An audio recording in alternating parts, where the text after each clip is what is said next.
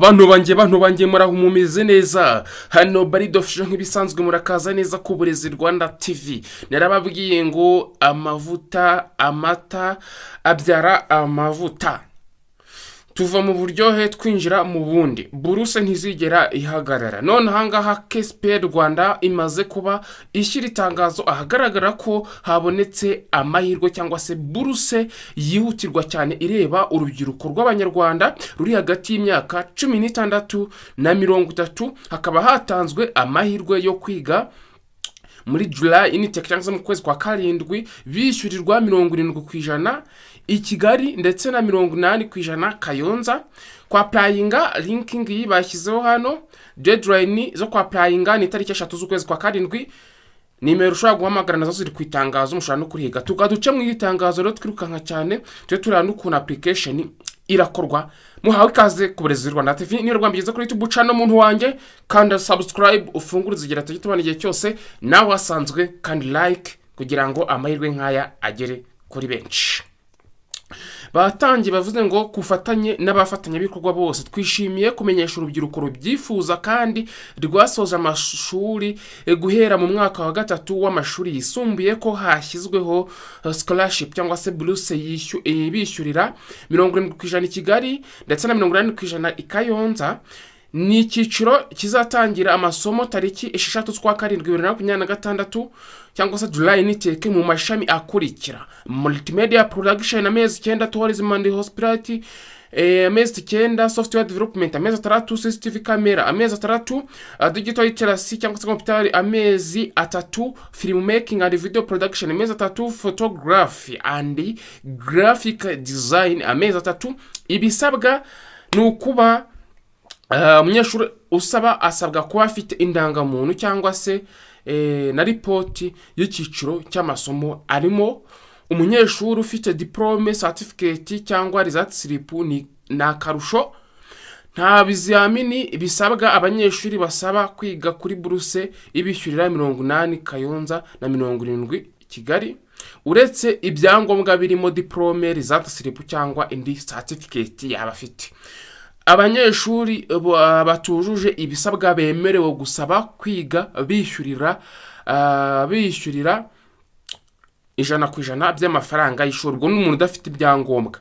Ikitonderwa gusaba kwiga bizarangira tariki 5 kwa gatanu tariki 3 z'ukwa karindwi 2026 saa 7 z'ijoro. Gusaba kwiga hifashishwa ya link iri muri comment. Gusaba kwiga application fees usabwa kwishyura 2,000 wemerewe kwiga. Kwiyandikisha registration ho ni 5,000 ntasubizwa.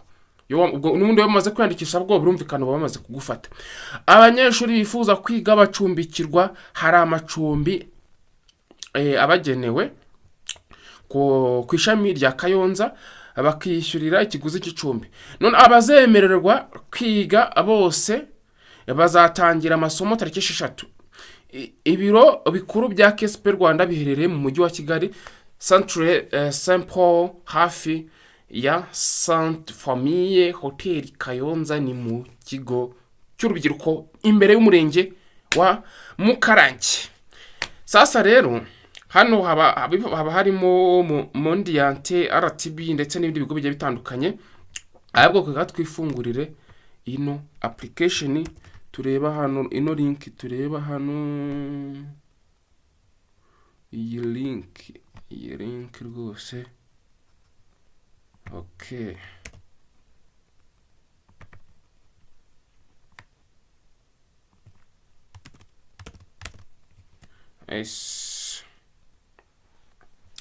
ubundi ukigera hano barakubwira ngo welcome to KSP Rwanda. Kubaza se KSP account creation, bakakubaza usanzwe ufite code cyane ufite udayifite. Iyo uyifite ukirika yes, ubwo wige warigeze nko kwa applyingamo. Iyo utayifite ukanda hano handitse no, kuturetamo no. Tumara guhitamo no, urabona aho ushyira amazina, ushyiremo last phone byose nibiki, uhitamo iki create account. Ahangaha numara gukora create urahita ugaruka hehe, urahita ugaruka hano handitse login. Numara kuza login hano uhitushyiramo email na password, then uhitukora login. Numara gukora login ukomeza application uyisoze. Nkaba nababwira ngo rero amahirwe masa ku Burezi Rwanda TV. Bye bye, God bless you, Imana ibarinde. Ese nawe ujya uhura n'ibibazo byo kubura ibicuruzwa muri stock utabizi, cyangwa amafaranga yinjira nasohoka ntuyamenye neza? Hari n'abashaka kugana ibigo by'imari cyangwa abaterankunga bakabura raporo zisobanutse zigaragaza uko business zabo zihagaze. Yewe n'abarwemeza mirimo bakizamuka bagakenera uburyo bworoshye bwo gucunga business zabo mu buryo bugezweho. Wabugaburira abanyeshuri ariko ukabugorwa no gucunga abanyeshuri n'amafunguro ya buri munsi. Wihangayika, twakuzaniye igisubizo. ICBMS rwa ICBMS ni system ifasha abantu n'ibigo gucunga neza business hakoreshejwe ikoranabuhanga. Muri ICBMS mushobora gucunga stock n'ibicuruzwa, kureba amafaranga yinjiye nasohotse, gukurikirana abakozi, kubona raporo zihuse kandi zizewe, gufasha business ziri kuzamuka gukora neza, gufasha restaurant n'abanyeshuri bo muri campus gukora neza. Niba ushaka gukoresha cyangwa kumenya byinshi kuri ICBMS, sura urubuga rwacu wa/ICBMS/rwa ifasha business zitandukanye, cyangwa ICBMS/rwa/kaberamye campus ifasha restaurant zo muri kaminuza, cyangwa uduhamagare kuri 079 64 98 267.